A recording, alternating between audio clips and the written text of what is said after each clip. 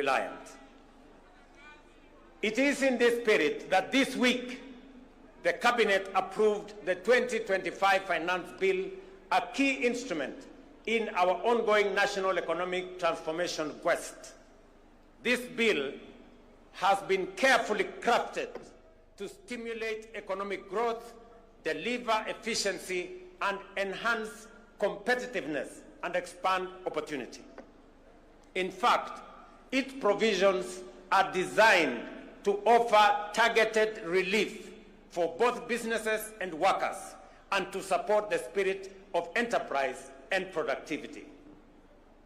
Notably, to improve workers' take-home pay, employers will now be required to apply eligible tax relief and exemptions directly when calculating pay as you earn, a significant shift from the current system where such reliefs can only be claimed from Kenya Revenue Authority.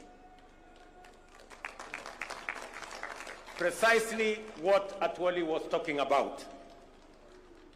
I think he read my speech, and that is why he was raising those issues. This will increase efficiency and immediately benefit employees. Additionally, all pensions and gratuity payments for both the public and private sector will now be tax exempt.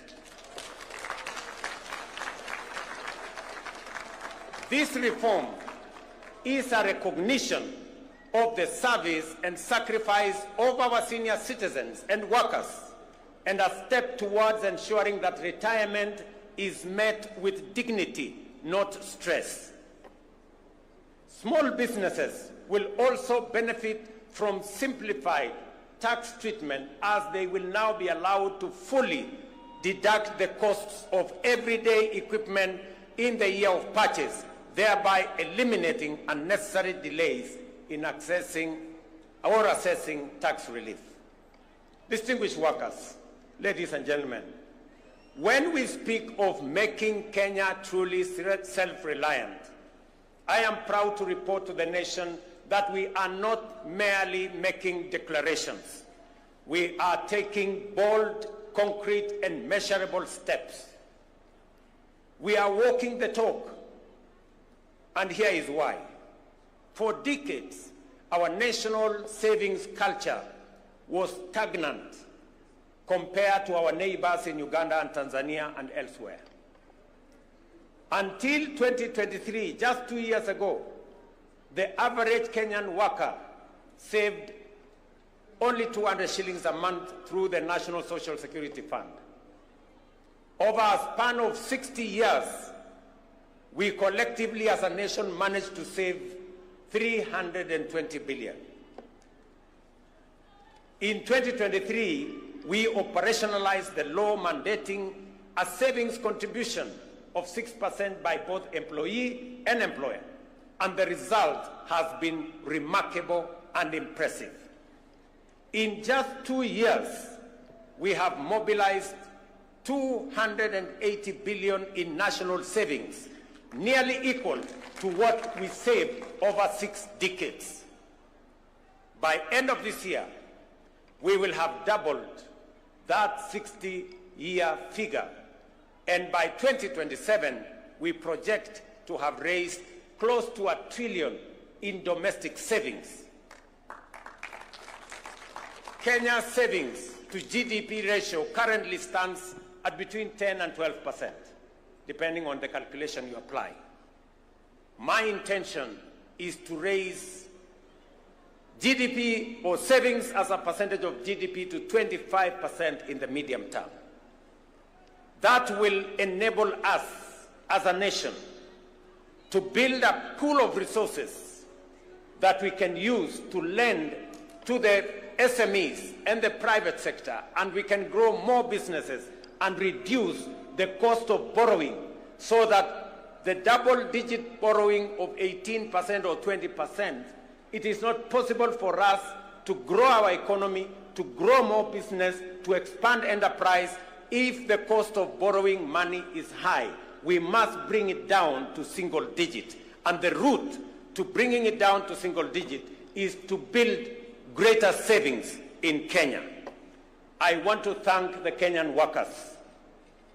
I want to thank Dr. Atwoli and Kotu and FKE.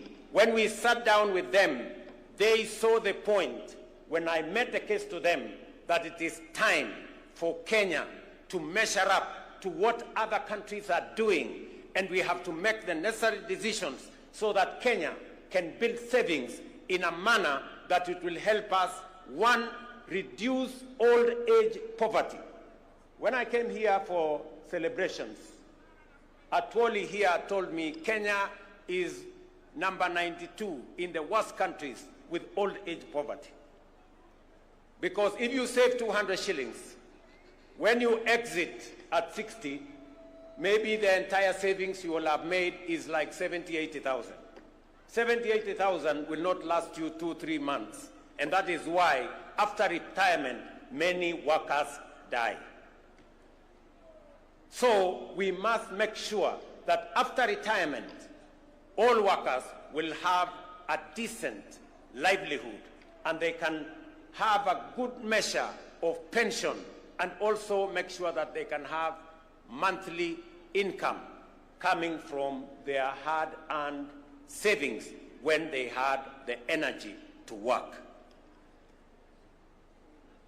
The blueprint of our inclusive plan in the bottom-up economic transformation agenda is anchored on 5 key pillars: agriculture, micro and small enterprises, universal health care, affordable housing, and the digital and creative economy. I must stand here to thank the Kenyan workers from across the divide. You all remember that in 2022, we had challenges of food insecurity. We had challenges